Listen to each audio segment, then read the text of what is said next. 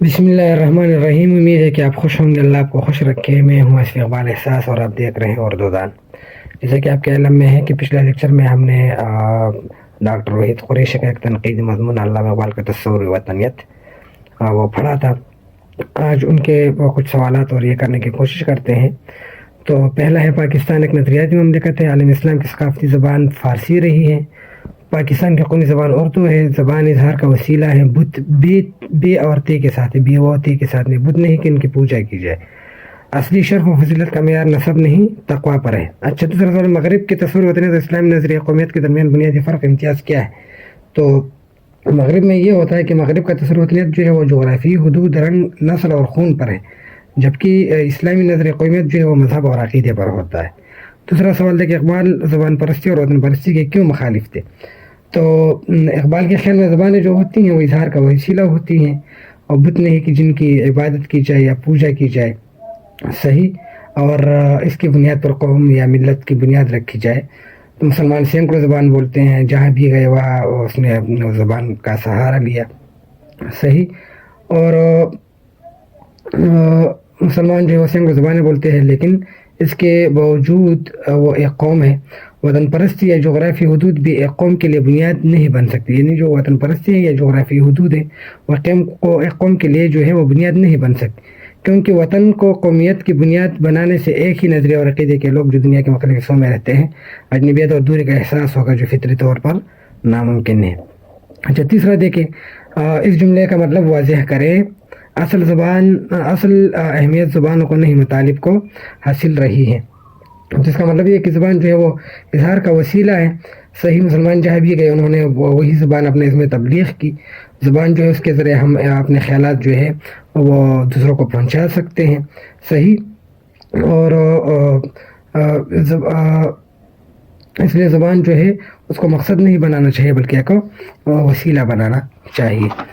اچھا، اس کے بعد دیکھیں سورۃ الحجرات میں شعوب و قبائل کا اصل مقصد کیا بیان کیا گیا ہے؟ اس میں یہ بیان کیا گیا ہے کہ میں نے انسانوں کو گروہوں، خاندانوں اور قبائل میں اس لیے تقسیم کیا تاکہ ایک دوسرے کو پہچان سکے. اس کے علاوہ حسب نسب کی کوئی حیثیت نہیں بلکہ بنیاد جو ہے وہ تقوی ہے. اچھا، پھر جو ہے ان کو اپنے جملوں میں استعمال کرنا ہے. تو اگلا سوال ہے. پھر اس کے بعد جو ہے پیراگراف ہے، اس میں جو ہے بتایا گیا ہے کہ زمانی الفاظ جو ہیں وہ نکالیں اور ان کو اس طرح استعمال کریں کہ ان کا مطلب جو ہے وہ واضح ہو جائے. تو زمانی وہ الفاظ ہوتے ہیں جو لکھتے ایک جیسے ہیں لیکن ان کے معنی الگ الگ ہوتے ہیں. جیسے شام، ایک شام ملک کا نام ہے، ایک شام کو کہتے ہیں مغرب کے بعد، مغرب کا جو وقت ہوتا ہے اس کے بعد کا. ایسے یہ ہار جو ہے گلے کا ہار ہوتا ہے، ایک جو ہے وہ ہار شکست کو کہتے ہیں. صحیح. تو اس طرح جو ہے وہ الفاظ جن کے معنی جو ہے وہ الگ ہوں اور لکھنے میں ایک جیسے ہوں تو اس کو کہتے ہیں زمانی الفاظ. اچھا، اب ہم آ جاتے ہیں، مصنف کا تعارف ہے سجاد حیدر یلدرم. تو آج اس کو پڑھتے ہیں. پھر اس کا لکھا ہوا ایک مزاحیہ مضمون ہے، انشاءاللہ اگلے لیکچر میں اس کو حل کرنے کی کوشش کریں گے. تو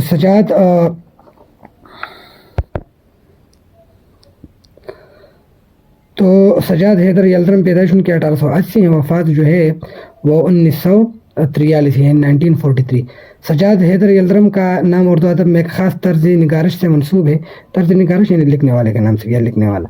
انہوں نے علی گڑھ کالج میں تعلیم پائی تھی. علی گڑھ ہندوستان میں ہے. پہلے نواب اسماعیل خان تعلقہ دار میرٹھ اور پھر مہاراجہ صاحب محمود آباد کے پرائیویٹ سیکرٹری رہے. ان کے حوالے سے ان کو انڈر لائن کریں، میں آخر میں بتاؤں گا. اس کے بعد گورنمنٹ کے اسسٹنٹ پولیٹیکل ایجنٹ ہو کر برطانیہ سفارت خانے بغداد میں کام کرتے رہے. جس کو بغداد سے واپسی پر یو پی میں گورنمنٹ نے انہیں ڈپٹی کلیکٹر کے عہدے پر فائز کیا. ڈپٹی کلیکٹر یعنی جو ضلع کا سب سے بڑا افسر ہوتا ہے، حاکم ہوتا ہے. کچھ عرصہ مسلم یونیورسٹی علی گڑھ میں رجسٹرار رہے. ملازمت سے سبکدوش ہونے کے بعد انتقال کیا. ان کا طرز نگارش چست تراکیب سے عبارت ہے. چست تراکیب یعنی جملے کے ہر لفظ کی قواعدی حیثیت، یعنی اچھے تراکیب، خوبصورت تراکیب بھی اس کو کہہ سکتے. سجاد حیدر اردو میں ادب لطیف کے موجد ہیں. ادب لطیف یعنی وہ انشاء، یعنی وہ تحریر جس میں تخیل اور جذبات سے کام لیا گیا ہو تو اس کو ادب لطیف کہتے. ان کے افسانوں اور مضامین کا مجموعہ خیالستان کے نام سے دنیا ادب میں کافی شہرت رکھتا ہے. یعنی ان کے افسانوں اور مضامین کے مجموعے کا نام ہے خیالستان. وہ کافی ادب کی دنیا میں کافی شہرت رکھتا ہے. انہوں نے اردو افسانہ نگاری کو خوبصورت ترجموں سے مالا مال کیا. انہوں نے بہت سارے تراجم بھی کیے. ان کے افسانوں میں 3 خصوصیات ہیں. پہلی خصوصیت وہ نفسیاتی نقطہ نظر ہے جو افسانے کے ہر حصے میں یکساں طور پر نمایاں رہتا ہے. انہیں نفسیاتی نقطہ نظر اس کے افسانوں کی خصوصیت ہے کہ جو بہت واضح ہوتا ہے. دوسری خصوصیت رومان ہے. رومان انہیں عشق بازی یا جذباتیت یا عشق کیفیت کو بھی کہتے ہیں، یا ادب کی وہ صنف جس میں عشق و محبت کی باتیں ہوں تو اس کو رومان کہتے ہیں. وہ ایک رومانی افسانہ نگار ہے. اگر آپ سے پوچھا جائے کہ کون رومانی افسانہ نگار ہے، آپ کے کورس کے حوالے سے سجاد حیدر یلدرم ہے. اچھا، خیالی پیکر بنانے یعنی خیالی تصویر بنانے یا خیالی کردار بنانے اور اس کے گرد رومانی فضا پیدا کرنے میں انہیں خاص کمال حاصل ہے. یعنی خیالی پیکر بنانا اور ان کے گرد پہ رومانی فضا پیدا کرنا جو ہے یہ ان کا کمال ہے. تیسری خصوصیت جذبات لطیف کی مصوری ہے. جذبات لطیف کی مصوری اچھے جذبات کی، خوبصورت جذبات کی عکاسی ہے. انہی خصوصیات نے سجاد یلدرم کو 20ویں صدی کا شگفتہ قلمکار اور ادیب بنایا. یعنی 20ویں صدی کا سب سے خوبصورت لکھنے والا اور اچھا ادیب جو ہے وہ ہے. اب آ جاتے ہیں اس میں کچھ مشکل چیزیں تھیں، اس کے حوالے سے دیکھتے ہیں. تو یہ اب دیکھیں کہ نواب اسماعیل خان تعلقہ دار جو ہے میرٹھ، وہ پیدائش ان کے 1884 ہے. جولائی 1884 میرٹھ میں پیدا ہوئے. وفات جو ہے وہ 28 جون 1958 ہے. ایک نامور مسلمان سیاستدان اور آل انڈیا مسلم لیگ کے ایک سرکردہ کارکن تھے جو تحریک خلافت اور تحریک پاکستان میں صف اول میں کھڑے تھے. نواب اسماعیل خان کو ان کے کردار کی وجہ سے اسلامی جمہوریہ پاکستان کے بانی اراکین میں شمار کیا جاتا ہے. اچھا، مہاراجہ صاحب محمود آباد، پیدائش 5 نومبر 1914 ہے.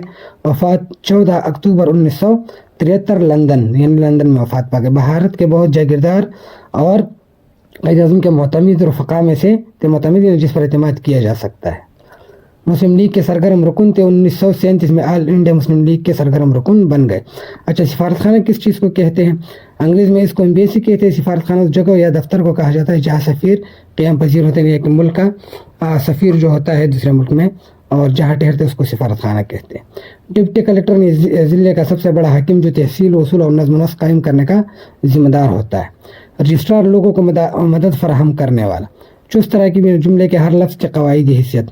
ادبی لطیف وہ انشاء جس میں تخیل اور جذبات سے کام لیا گیا. اور رومان عشق بازی، جذباتیت، عشقیہ کیفیت یا ادب کے وہ صنف جس میں عشق و محبت کی باتیں. تو امید ہے کہ یہاں تک آپ کو سمجھ آ گیا ہوگا. جہاں مسئلہ ہو آپ کمنٹ میں پوچھ سکتے ہیں. تب تک اللہ پامان، خدا آباد.